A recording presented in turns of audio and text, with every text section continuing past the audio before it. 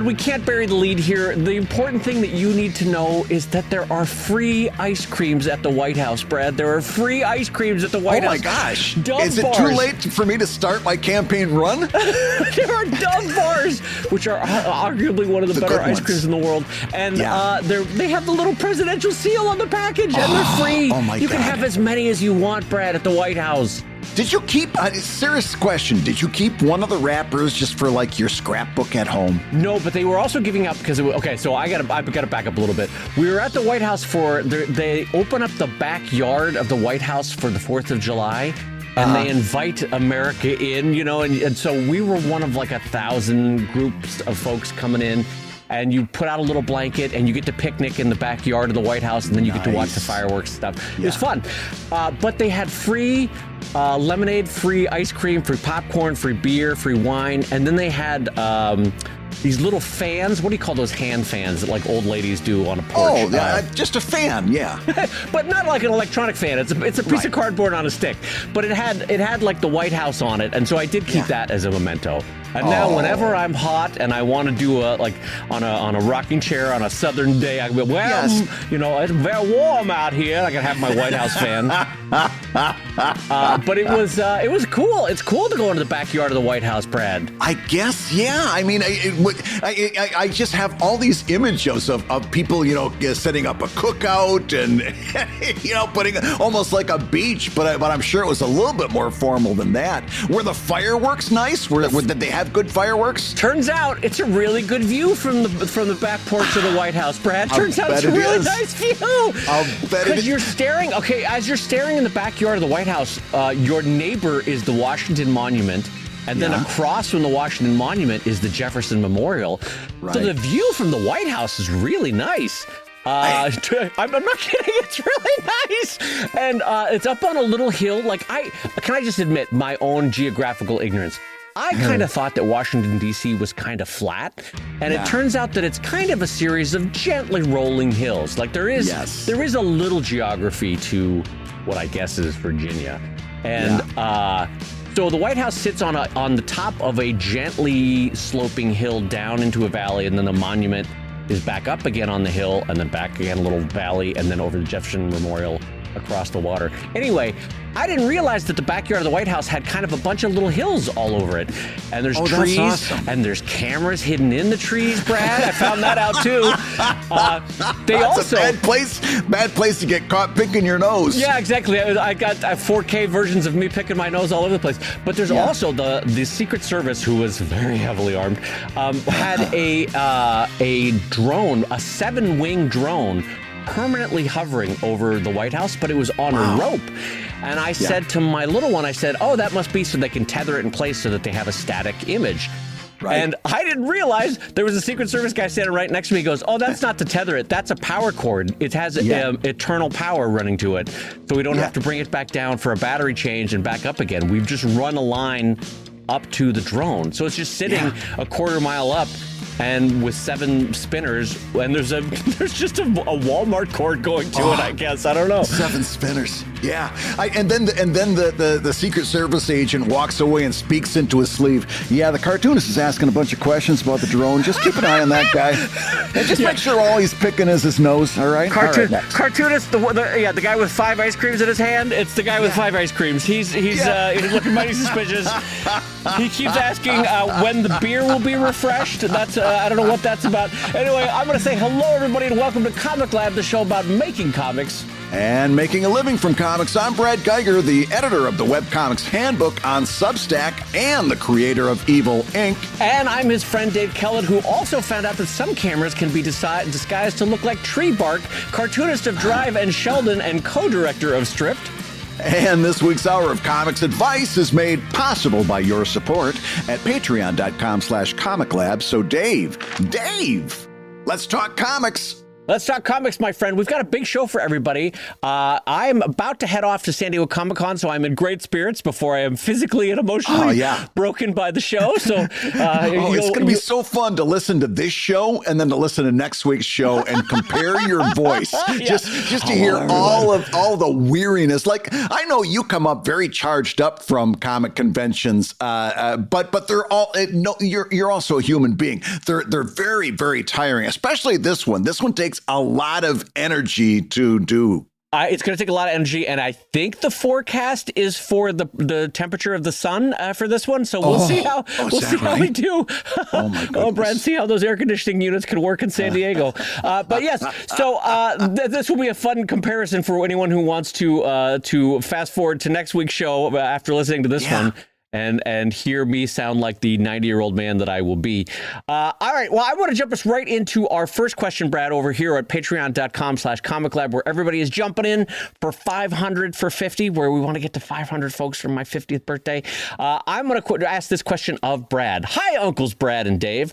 For a while, I've been feeling like my workflow for comics has gotten slower, more specifically with the beginning, draft, and sketching phase. I remember at one point being able to blaze through doing the process with not much trouble. But now it feels like it takes me so much longer to get past it.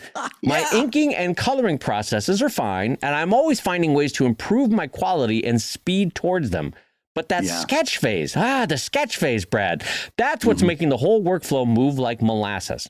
Any advice on how I can pick up the pace a bit? Thank you for everything you guys do. So, Brad, this question is a good one. There's a lot of angles to tackle on this one. I want to hear what Brad's thoughts are on someone whose process feels like it's slowing down in the sketch phase.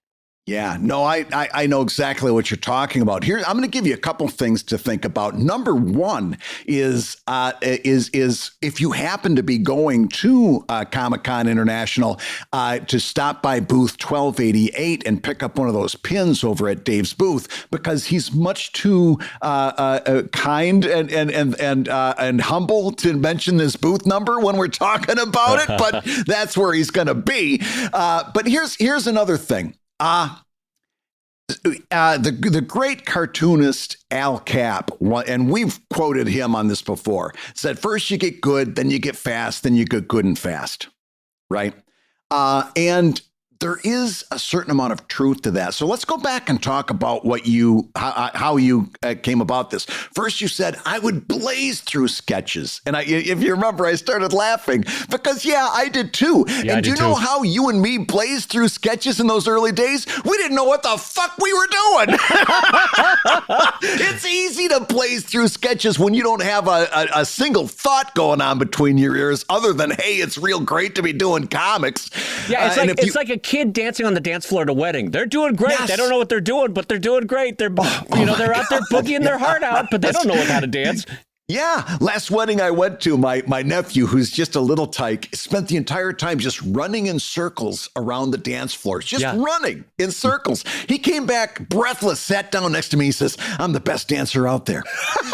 Yeah, you just described Brad and my sketches for the first 2 years of our cartooning. Yes, exactly. Yes. Yeah. We were all running around the dance floor. So no shit, you were a quick sketcher. You didn't know what you were doing. Unless you're a prodigy, maybe you did, but I surely didn't. I didn't. And I can only assume you're a little bit like me. So so then you started to realize, I've gotta put some thought in the composition. I gotta put a little bit more thought into where that word balloon's gonna go. I gotta work out maybe some perspective or handle some depth of field issues and so on and so forth. And then you started slowing down. And all this other stuff that you had been doing for a longer time, let's face it, like the inking part. Yep. We've been practicing inking in a matter of speaking since the time we picked up our first crayon. We were focusing on that final image. Final product. Yep. So of course your inking is going faster. Same thing with your lettering, right? You've been practicing that for longer. And yes, I know it's a different aspect and you've got to focus on it in different ways. But the part that's tripping you up is the part that takes the most aesthetic and the most practice to get good at. And that's the initial planning of everything. Yeah. So my only thought for you, and it's kind of happened. I can tell you from somebody who's a little bit further down the road. I can assure you that this is going to happen as you keep doing it, as you keep repeating. Because what happens is you keep solving the same problems over and over again. And pretty soon you see those problems walking up Broad Street. You go, oh, I've got to draw this certain scene. I've got to have somebody in a depth of field looking over the left-hand shoulder, but I've got to make sure that I see what's happening in the character's right hand. I've done this 12 or 13 different times. I know exactly how I'm going to do it. Yes, and yes. You're not torturing yourself over how it's like, oh yeah, I've been down this road before. And when you build up that amount of experience, your sketching is going to go a lot faster. Yeah, I am basically going to repeat exactly what Brad said because I completely co-sign what he said. I'm just going to say it in a different way because sometimes that's helpful. Here's the short version of it. You're getting better. That's why it's taking longer. Yeah. You're getting better. Your aesthetic eye, your editorial eye is recognizing that it actually benefits the whole process if the sketch section takes longer because you're working out more problems, you're figuring out the better line to get to for inking. Your mind is saying, oh, this is the phase that I should spend more time on because I'm actually going to solve problems now that inking will encounter if I do a little bit more time in my sketching. Really, when it comes to sketching, you're putting down 50 lines so that you can eventually find the one true line. You know what I mean? So that your inking line is some sort of mean or median of all of those 50 lines put together, and your mind sees it in your inner sight. Oh, that's the line. That's the right one. And then you follow it with your ink line. Anyway, all of which to say is you are getting better. And so a part of you is sensing, and this is okay, that it's worth spending more time on the sketch part because it's valued to the whole process. And by the way, this will happen with different parts of the process as your years go along. Your sketching will eventually get, as Brad said, good and fast, like Al Cap mentioned all those years ago. Right now, you're getting better, then you're going to get faster at getting better, and then you're going to get better at faster. And so then your mind will switch to the inking part, and you'll find, like, why is my inking taking so long?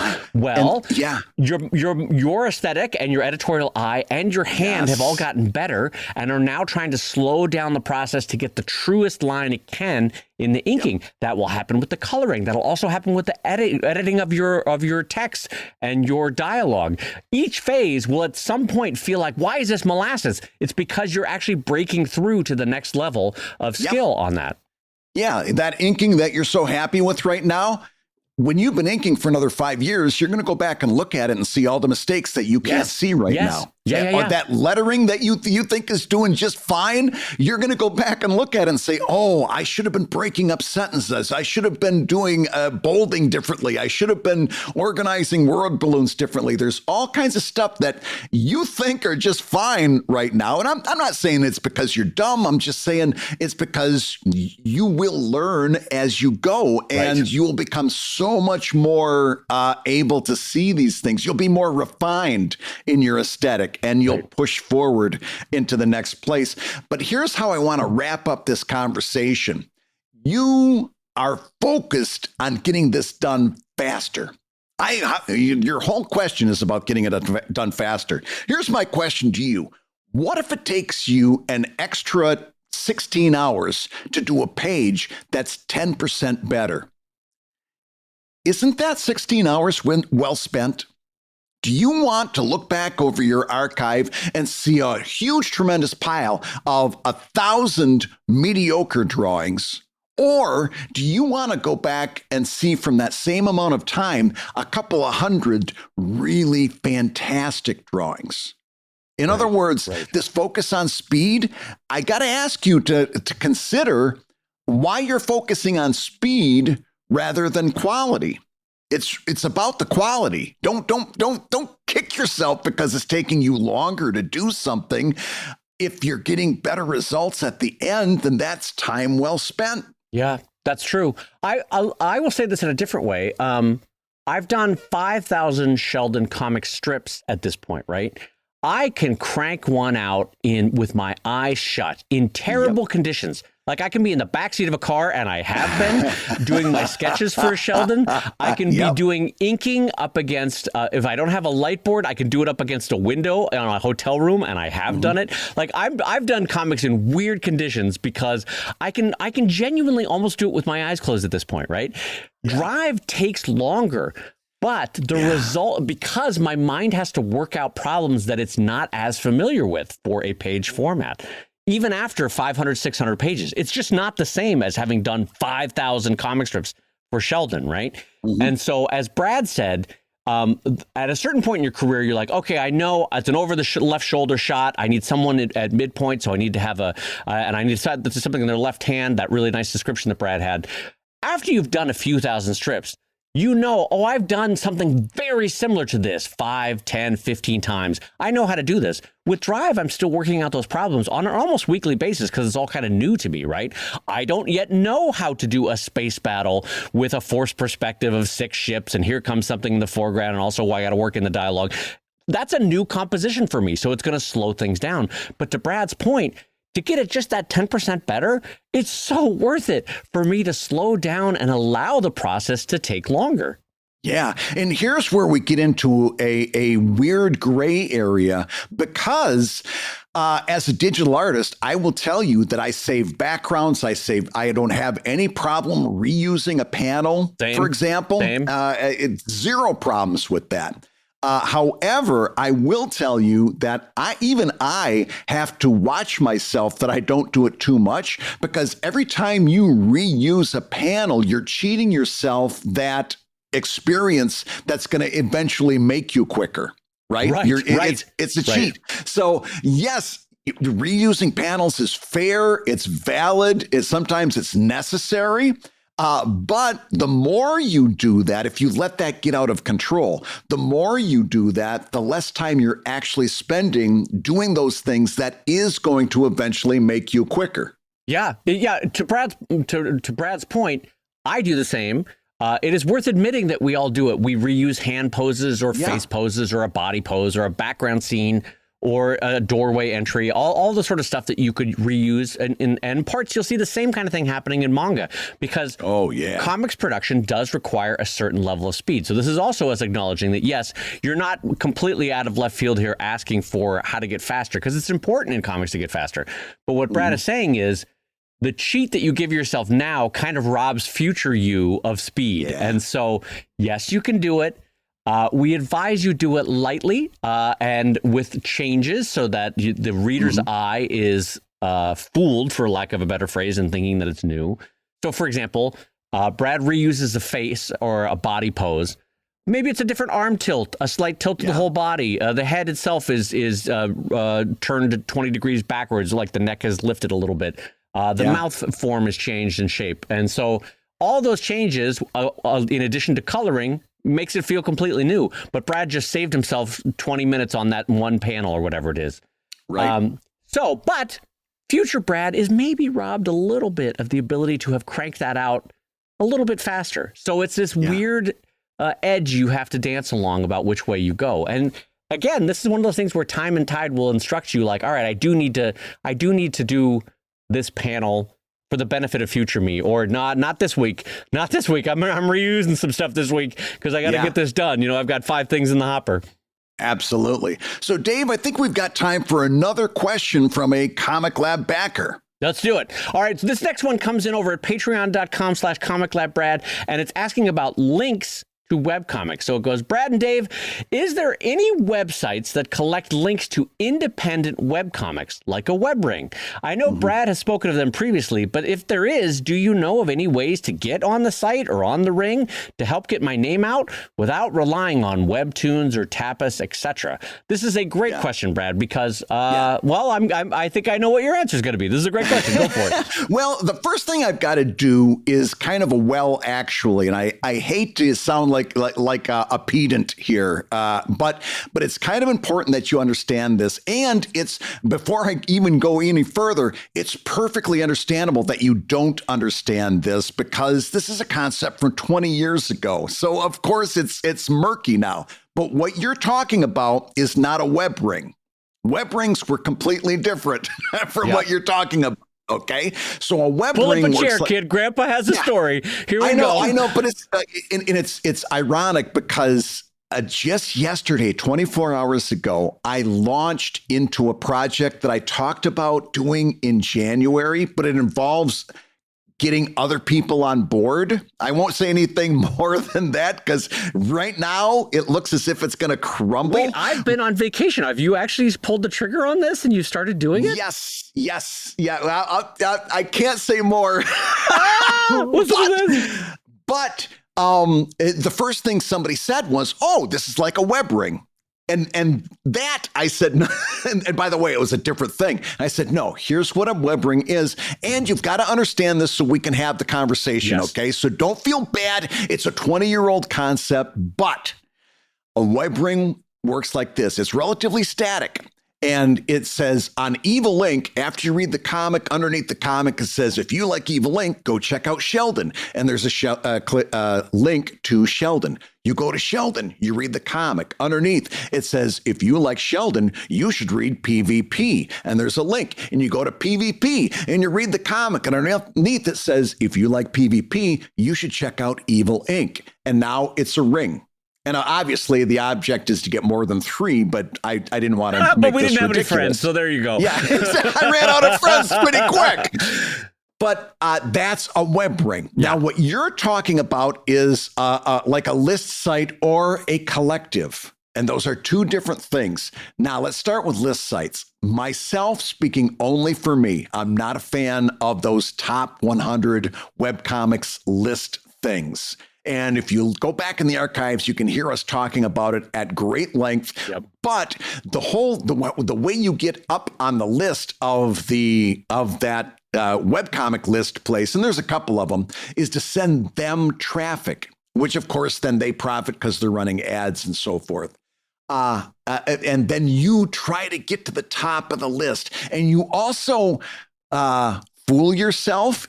It may be complicit ignorance into thinking that there's actually civilians out there going to these sites looking for webcomics to read. Right. And although I will concede that there's maybe 1 or 2 people like that out there, that's not where you're going to do audience building, right? Nobody wakes up in the morning thinking, oh, I need a new webcomic to read.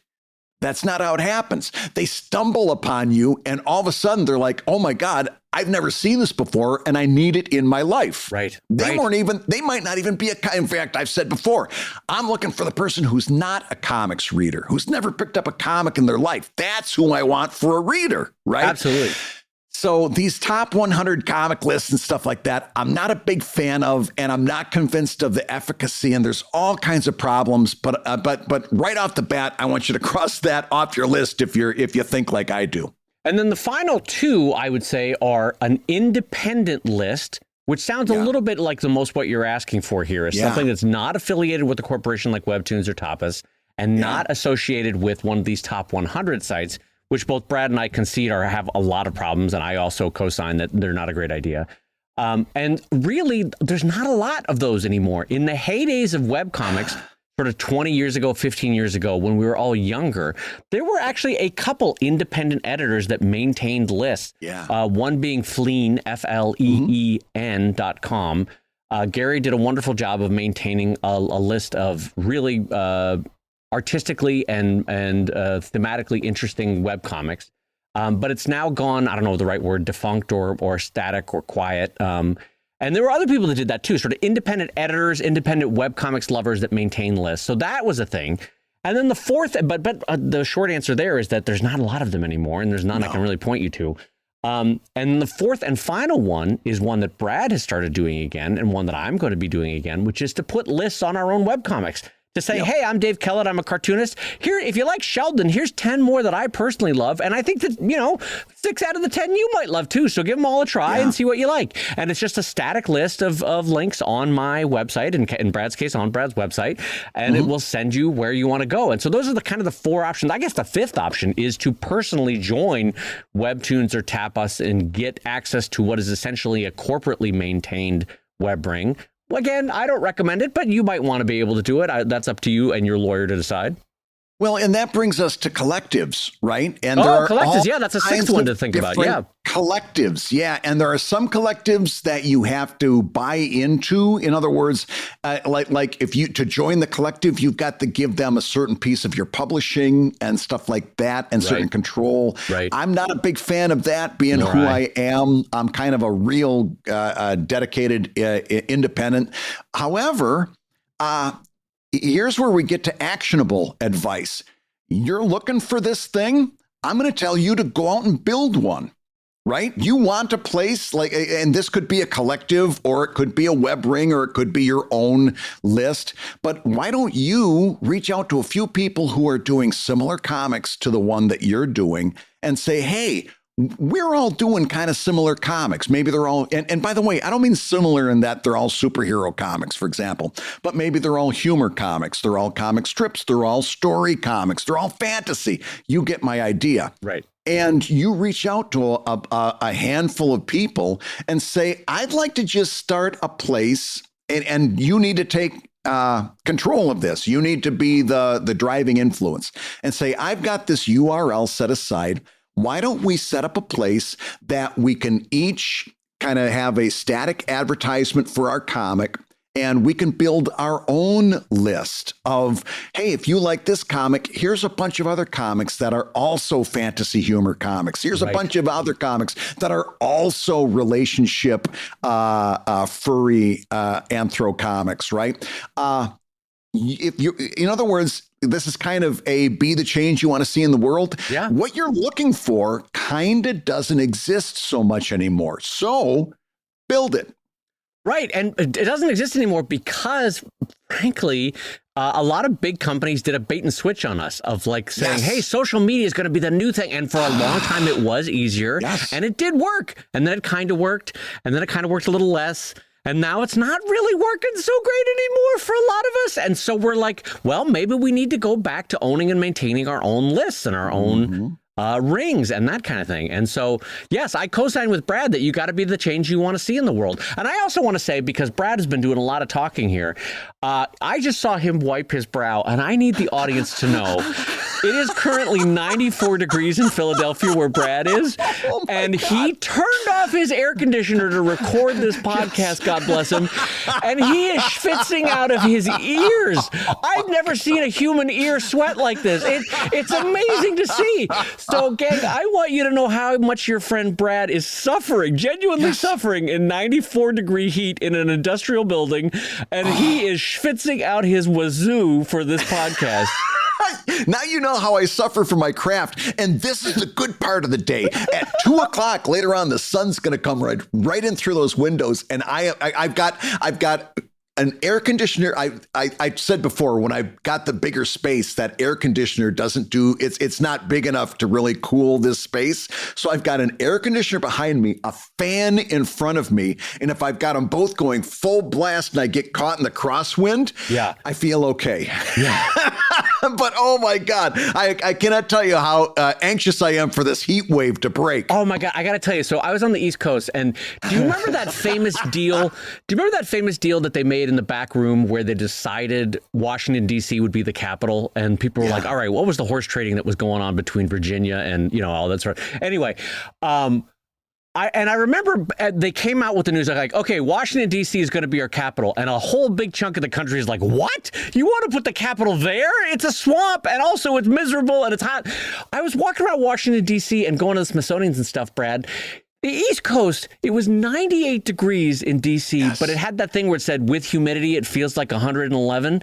It was flipping miserable on the East Coast and specifically in D.C. So I want to say Brad Geiger is putting in the good fight here for everybody to record this podcast in what can only be described as miserable temperatures. And I want to thank us all collectively for ruining our planet and making this so for Brad Geiger.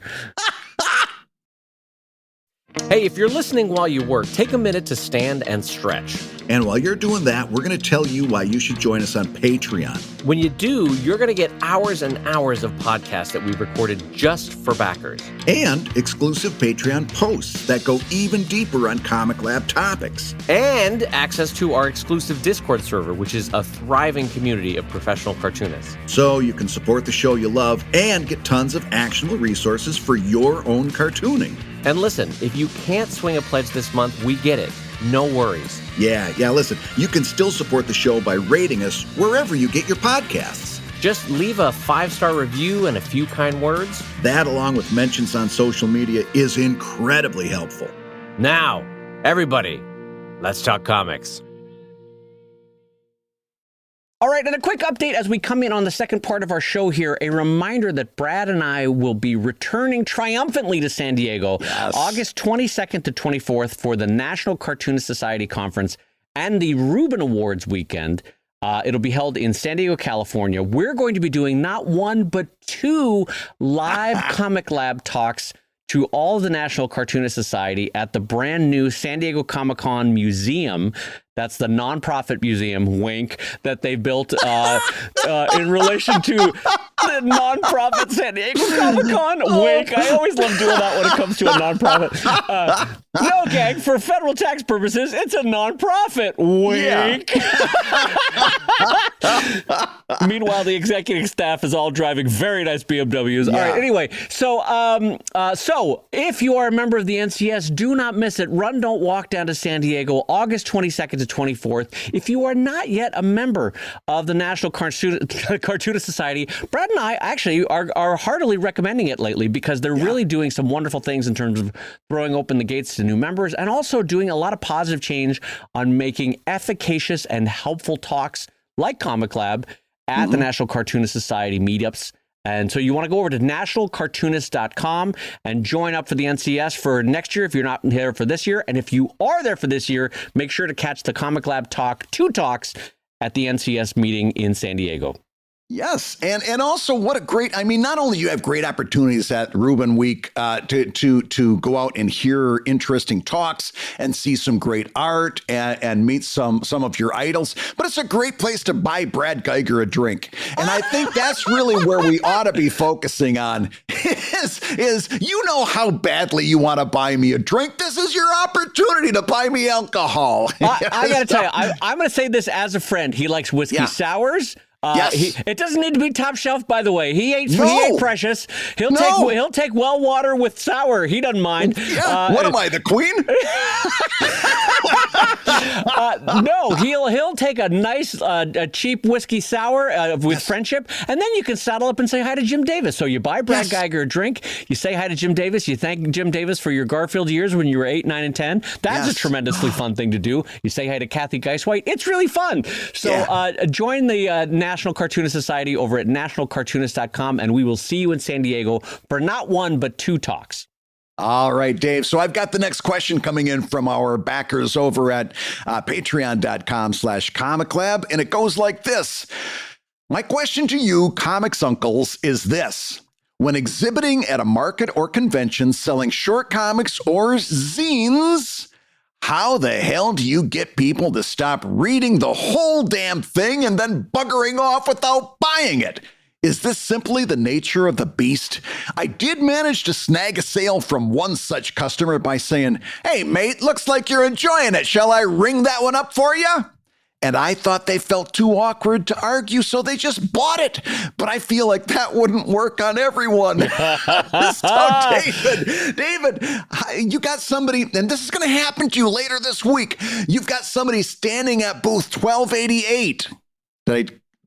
No, by the way, that's twice now you've gotten the booth wrong, so I should correct you at some point, I guess.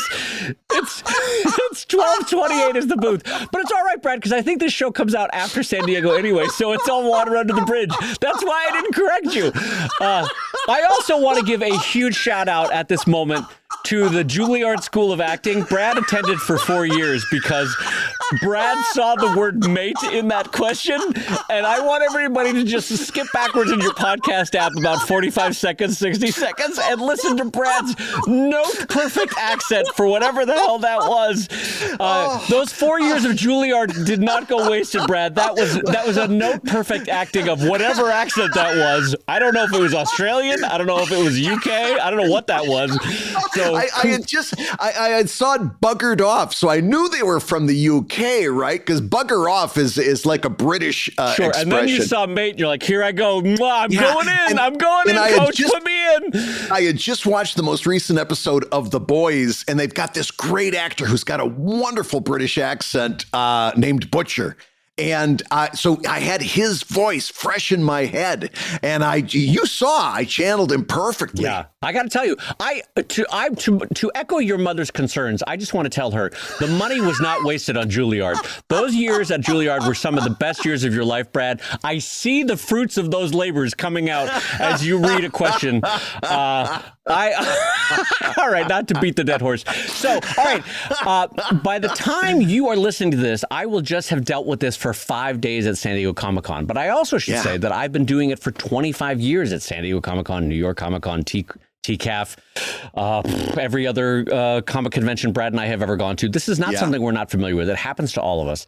And so I want to say on the first pass of my answer, I want to say there's a little bit of recognition that different people come to buy a comic in different ways. In the same way as if you know or have ever been around teaching or children, different people learn different ways. Some people learn by hearing. Some people learn by reading.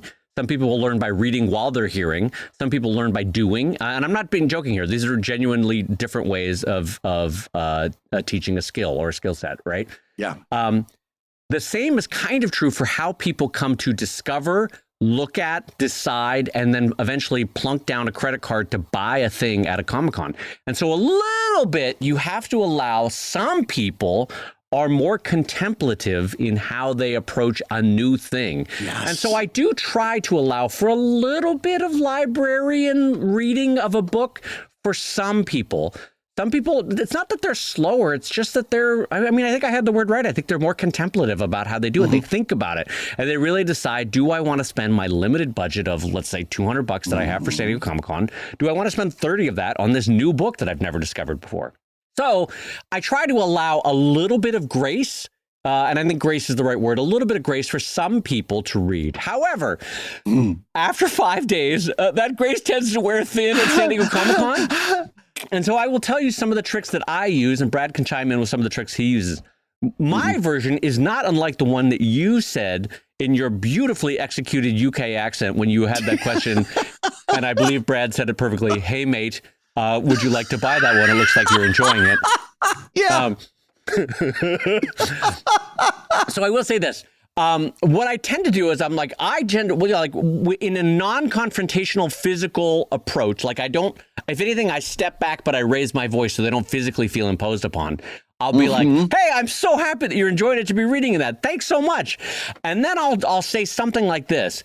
You know what? I can tell you're new to the comic. I would love to put a free sketch in there for you if you'd like to get it, but I do have to leave the booth in a minute or two. So if I can nudge you to getting it, my friend, this is a great time because I'm happy to put a free sketch in there as a new reader. Would you like the book? And I literally just make it as friendly but abrupt. And there's sort of a carrot and a stick there, if you notice what I did. The carrot is the free sketch. The stick is basically the ticking time bomb of like, oh, I've got to leave the booth in a minute. That could be true or not true. It doesn't matter. They don't know. And so I find that with a percentage, but not all of people, that's helpful. And then afterward, I have to say, if it goes on for another couple of minutes and it's still nothing happens, I have to say, my friend, I'm with apologies, I can't have people standing and reading forever. Can I entice you into getting the book, or is it something you'd like to think about? What would you like to do? That's after like 10 minutes of reading, right? I don't go to that one right away. But Brad, what tricks do you have up your sleeve that you've used at past Comic-Cons for someone who is treating you like a library? Yeah, I am not. If you've listened to any 3 episodes, you know that patience is not my strong suit.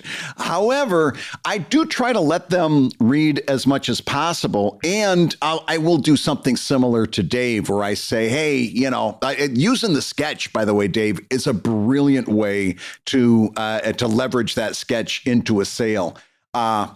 What I will do is, as if they do set it down and it looks like they're not going to buy it and they're starting to walk away, I will put a flyer into their hands. Yes. And I'll mention, if you'd like to buy that later, I've printed a map to my booth. And as you well know, booth 1289. And I'll say... And I'll say, if you want to come back at any time, here's where I am. There's a map right there to lead you back. I'm a big believer in putting a map to your place on the show floor on your flyer for exactly this reason. Because I know, just as somebody who's went to a whole lot more shows as a person instead of an exhibitor, right? As a you know, just a shopper.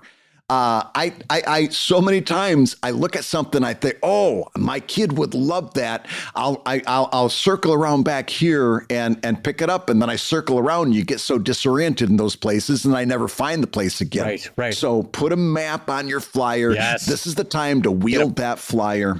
Now, here's the second thought that comes to mind, and I'm going to acknowledge right off the bat that I quit going to comic conventions altogether in 2017.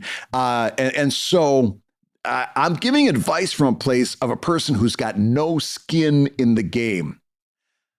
But a thought did cross my mind, and I want to hear what you think of it, Dave. As web cartoonists, we've spent decades giving our work away for free on the unspoken premise that if they read enough of my work, if my work is good, I will gain that person as a fan, and they're going to come back. And we've seen in so many different ways. Are they going to buy a print collection of a comic that they've been reading online? The answer is yes, and we've demonstrated that for decades. If they get exposed enough, I've got at least a chance of turning them into a fan. And as we're talking through this question, the voice in my head says, how is this any different? I mean, how would it be any different from that person if they were standing 10 feet away, scrolling through SheldonComics.com and reading Sheldon? Yes, and that's why I say you have to allow for the grace in that moment to say, like, this is a person literally discovering you in real time, and it might not be as fast and as immediate as you want, but God bless America, they're finding you. They're literally holding the book. This is what you want.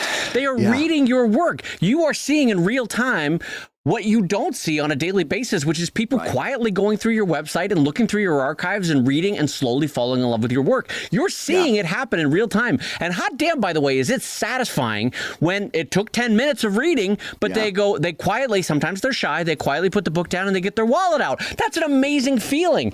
And so I also want to say, we've said sort of 3 approaches to this now. I want to say a 4th one, which is to say, and I hope you'll listen to this when I say this, 25 years of exhibiting at San Diego Comic-Con, the only thing worse than someone standing at your booth too long and reading your book, for God's sakes, is no one standing at your booth and reading a book. I've been there. So let them read, because here is what happens. This is an honest-to-God human psychology trick that I find works. When you get one person reading, you will get a second person coming up and reading, a third person. I have 20 linear feet on my corner booth at San Diego Comic-Con. I know things are about to heat up sales-wise when I have a bunch of people standing around my table and there's someone craning their neck to see what the hell is going on at this table that's worth looking at. It is the exact same human psychology when you drive by a restaurant and there's a line out for the restaurant and you're like, well, we got to go back to that place, honey. That place looks great, you know? And because there's something about human psychology of like, you're letting other people let you know that there's an editorial decision being made, that it's worth them standing their time in front of this booth. And so you think, well, maybe it's worth me standing and having a look at what this is. What is this thing? Now I'm curious. It must be good. So for God's sakes, let a crowd build. It is a fantastic way to let the basics of human psychology work in your favor and build a crowd. Out of those 6 people standing in front of your booth, I can guarantee you that I can sell to 2 or 3 of them if you give me enough time. Yep. And the hint there is to let them feel comfortable. In other words, be aware of your body language, be aware of your body placement. Yes. You do not want to stand right in front of them and glare at them. Give them space. Move back, as I said. Move back. I will take a couple steps to the side. I will acknowledge them, and I'll say something like, keep enjoying. That makes my heart happy to see somebody enjoying one of my books. Is true. If you have any questions, I'm right here. And then physically let them see you step away. Yeah. Right. And take a couple steps to the side and do whatever you do. Busy yourself with organizing your pins or, doing whatever, or working on your next sketch, and let that person be in that space. Right. Because here's the thing. Some people, like Dave kind of said a minute ago, there's a lot of different people that approach this different ways. There's a lot of people that walk into a store, and if a clerk doesn't walk right up to them and say, how can I help you today? They get upset. Well, I walked into that store. Nobody came up and asked me if they... But there's also another type of person who's a lot more like me, that when I walk into a store and somebody comes up and says, welcome to our store. What can I help you with today? I look for the nearest exit. I didn't come here to talk to that guy. I came in here to look for shoes or belt buckles or whatever, right? So if you know that you might be talking to somebody who's like me, and he very much prefers to be left alone, read what he's reading, look at what he's looking. And then if I have any questions, I'll ask you. Either way, listen, here's the deal. Here, bottom line. You're going to make the sale or you're not going to make the sale. That's been preordained. There's nothing you're going to say that's going to make a goddamn bit of difference. You made the sale or you didn't make the sale. Brad's getting hot. What is it? There's nothing you're going to say that's going to make a goddamn bit of business. God, I'm sweating. I'm so hot. It is so hot in here. Yes.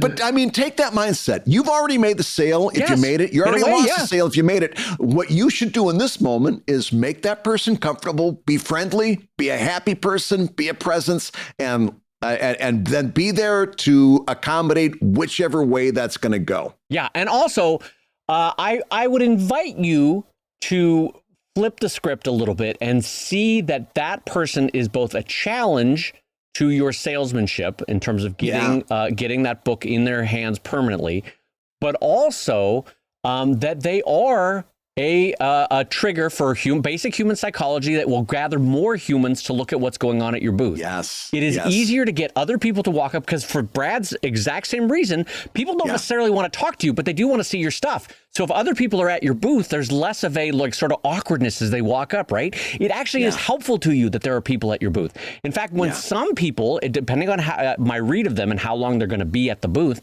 when they go to put a book down, I'd be like, I noticed you were laughing at these comics. Here, let me put you this book in your hand and you can try a different one that is very similar to that one. Another one of my collection, doesn't matter what it was. Oh, you like the Anatomy of Dinosaurs? Well, you might like Anatomy of Dogs if you're an animal lover, right? That kind of thing. Yeah. And so I'll put another book in their hand. All of which to say is, it's a good thing to have people at your booth. Flip the script on yourself a little bit and see that this is actually a good thing for you long term. And like Brad, I with grace recognize that a lot of comics readers tend to be a little shyer, tend to be a little quieter than the average population. It's okay if they want to contemplatively read and figure out for themselves if they love Evil Inc. or if they love Sheldon or if they love Drive. And it's okay to allow them that time to do it. Yeah. So there's a few things you definitely don't want to do. Obviously, you don't want to be abrasive. You don't want to start talking to them. You don't want to start a conversation. Let them read. Yeah. How's the show going for you? Do you see anything interesting? They don't want to talk to you about that. And you shouldn't be breaking their concentration. Let them interface with their work. Let them fall in love with what you're doing, or at least take some time to experience what you're doing, right? I think in many cases the best way to approach this is from a Zen standpoint. Yes. Either you're going to make it or you're not. And by the way, okay, let's again talking about flipping the scripts. Let's say that Dave and Brad gave you 3 handy tips of magic words that you can say that's going to increase your chances of making the sale by 13%, right? Do you really want to do that? Do you really want to get somebody who feels ashamed that they've been reading at your table for too long and now they owe you the $20 to buy your book, right? Because that person's going to walk away with a book that they really didn't want. They didn't. They're walking away and they go, nah, I wish I wouldn't have done that. And by the way, I've been in that situation too, where the person kind of was like, strong-armed me into buying it. And I'm like, okay, I guess here I am. By the way, the same mental psychology that makes me put a tip, on a service that didn't involve any service, but since the tip was there in the screen, you got to put it. What do you call that? Social engineering. I'm tipping things that I would have never tipped before. Let's say that Dave gave you a couple of social engineering magic words, and Brad did too, and you can get that person to spend $10 on you right now. Certainly, I guess. Is that a fan? Is that what you came to this convention to convert? No. In fact, that person's going to go away, throw the book in the trash first chance they get, and kind of think about your comic with negative emotions next time they think about it. That's not the way to go about this. I think you should, by all means, don't be a doorstop and don't not say anything. Be open and say things like Dave has suggested or I have suggested, but don't get aggressive with this, because even if you make the sale, you lose in the long run. That's a really good point, because don't get me wrong, there are salesman techniques you can use, and you can look them up online. Ways of asking a question that are 3 flavors of yes and not really an answer of no. Do you know what I mean? Like it's like saying, would you like a small, medium, large, and not saying, would you like to buy this? Right? Right. So you give there are tricks that salespeople use, and you can look them up and read about them. There's whole books dedicated to it. But to Brad's point, we're not Citibank. We're cartoonists. We're trying to make the world better and trying to share our art. And you want it to be a joyfully and willfully done conclusion that after reading your book at a booth, they go, yeah, this is for me. So my final thought, though, is just one thing as you remember why people are reading your book. They want to fall in love with it. They're sitting there because they're trying to decide, is this for me? And some people do it at a different speed. But the reason why Costco lets you go back to get more samples of that sausage on a toothpick is because ultimately they know some people take 2 or 3 bites to get to it. Some people take one to decide right away. Some people require a couple of bites. So it's not the worst thing to let someone take a couple of bites out of your book before they decide to get it. Speaking as a guy that requires a couple dozen bites, I know what you're talking about, because what you're saying is maybe this one person falls in love with your comic and what you're doing immediately. There might be, Dave, there might be another person that takes an hour to fall in love with you. Hopefully over this past hour, you've fallen in love with us, because it's time for us to say that you've been listening to Comic Lab, the show about making comics and making a living from comics. And I will just say your hosts have been my friend Brad Geiger, the editor of webcomics.com and the creator of Evil Inc. at evilcomic.com. And my close personal friend Dave Kellett, the co-director of the comics documentary Stripped, the cartoonist of Sheldon at sheldoncomics.com, and Drive at drivecomic.com. And don't forget to look for Dave Kellett at booth 40,029 next year San Diego Comic-Con, thanks to my friend Brad Geiger. That's right. Just to repeat that was booth 33,429. That's the booth number. Just look for BR549. In some basement 12. That's Dave Kellett's booth, everybody. I'm going to say the Comic Lab theme song is used with permission from Andy Creighton at theworldrecord.net, and this episode was edited by Matt Woodard of Woodsong Productions over at www.woodsong.media.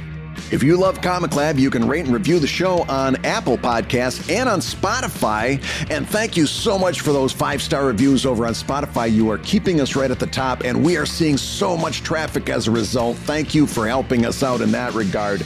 And if you leave a kind review over on Apple Podcasts, you may hear your review featured on a future episode. And a huge shout out to Professor Robbie McCarran, the vocal coach at Juilliard School of Acting in New York. Thank you so much for your hands-on approach of teaching Brad Geiger. You got him where he needed to go with that accent. It was note perfect. Professor McCarran, I had no notes on any of your teaching style. It was wonderful, sir, and we thank you for your gift. I will tell you this about Professor Robbie. He taught me how to do a Welsh accent so well that Dave blackened my eye. Oh, God. Just a great chance, Brad, for me to remind everyone that I love the Welsh. Cannot say it enough times how much Dave Kellett personally appreciates the Welsh and everything they bring to the world. And I will say Comic Lab is made possible by your support at patreon.com/Comic Lab. So I will go ahead and say that twice. Patreon.com/Still Loving the Welsh.